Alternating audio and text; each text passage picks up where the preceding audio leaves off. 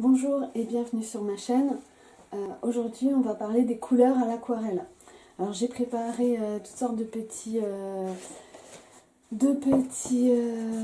palettes avec toutes les couleurs possibles et mes couleurs préférées.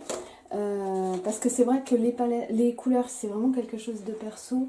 Donc on va avoir un petit peu de mal à donner une palette de couleurs idéale. Parce qu'en fait c'est à chacun de construire sa palette avec les couleurs qu'il préfère et également les couleurs qui sont les plus utiles, c'est-à-dire une personne qui peint beaucoup de paysages en extérieur ne va pas utiliser la même palette que par exemple quelqu'un qui peint beaucoup de mangas, enfin c'est pas du tout les mêmes couleurs qui sont utilisées, donc du coup on va voir un petit peu tout ça. C'est parti. Je réfléchis et je vais faire une série de petits tutos vidéo sur les couleurs plutôt que de faire une longue vidéo qui dure 1h30 comme j'ai l'habitude de faire. Je vais essayer de les couper en petites séances parce que je pense que ça sera plus pratique pour les gens, parce que tout le monde ne cherche pas forcément l'ensemble des données sur les couleurs. Certains s'intéressent juste à un petit truc, donc voilà, je vais davantage couper en plusieurs épisodes. Comme par exemple, premier épisode, si on devait peindre avec une seule couleur, comment est-ce qu'on ferait? Deuxième épisode, si on devait peindre avec 3 couleurs. On va aussi faire un épisode sur les couleurs primaires.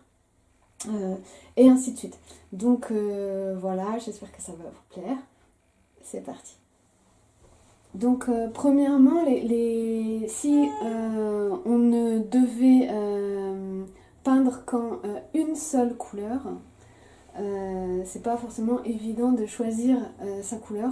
Donc moi, si je peignais seulement en une seule couleur, je pense que je choisirais le sépia ou le terre de sienne brûlée ou terre d'ombre brûlée. Mais terre d'ombre brûlée serait un peu trop sombre. Donc à mon avis, pour peindre des paysages, si on n'a qu'une seule couleur, c'est tout à fait possible à l'aquarelle. Ça donnera un style un peu noir et blanc, un style vieille peinture. Et c'est tout à fait possible de le faire. Si j'avais qu'une seule couleur dans ma palette, ça serait plutôt une couleur de couleur terre. Pourquoi? Parce que les jaunes, si on choisit une couleur jaune, c'est très difficile de faire des dégradés. Ça va être par exemple, si on peint un paysage ou si on peint des choses où il y a des ombres, comme un visage, où il y a des ombres et des lumières, c'est très difficile de faire des contrastes avec du jaune, parce que le jaune est très clair, et c'est difficile d'assombrir le jaune juste en utilisant du jaune. Même le jaune très concentré va rester très clair. Donc du coup, j'éliminerai le jaune. Le rouge, tous les couleurs de rouge, ça fait très bizarre quand c'est des tableaux peints uniquement en rouge. Ça fait un genre un peu particulier, ça fait... Enfin voilà, enfin moi je trouve que ça rend pas terrible. Après chacun voit à midi à sa porte, mais bon, ça fait un peu, je sais pas, excité. Enfin ça rend pas, c'est pas idéal. Je prendrais pas un rouge. C'est possible de le faire en bleu. Mais en bleu, ça donnera une teinte peut-être un petit peu triste, un petit peu mélancolique. Tandis que le sépia, ça va donner plus une image tout de suite de vieille photo, qui a un peu vieilli, donc qui est un peu brune. Je trouve que c'est mieux que du gris. Le gris, ça va être très vite dur et triste et sombre. Alors que le brun, c'est possible de peindre des lumières aussi et que ça fasse pas un paysage triste. Donc si j'avais qu'une seule couleur, ça serait... terre de sienne brûlée, je pense. Ou terre d'ombre brûlée. Voilà. Juste un dernier petit détail avant de terminer, parce que je suis en train de faire le montage là en fait, et je me rends compte que je n'ai pas parlé d'une couleur, c'est le noir. Et en fait, c'est vraiment significatif que j'en ai pas parlé. J'avais complètement oublié. Enfin, j'y ai pas du tout pensé parce que pour moi, le noir, c'est pas une couleur, c'est l'absence de couleur en fait. Donc, il y a quand même une possibilité hein, de faire de l'aquarelle en noir et blanc. Il y a une couleur, je crois, qui s'appelle Ivory Black.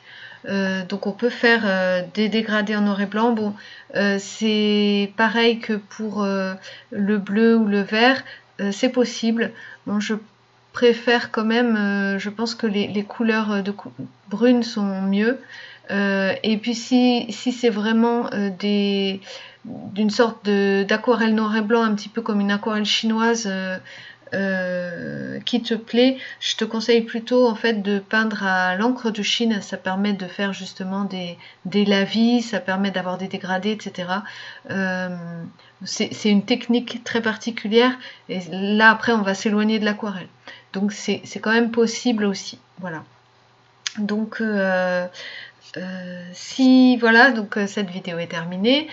Si ça t'a plu, n'hésite pas à me laisser un petit commentaire ou même si ça t'a pas plu, mais pour me dire ce que tu en penses. Et si il va y avoir d'autres vidéos sur les couleurs, sur les palettes de couleurs.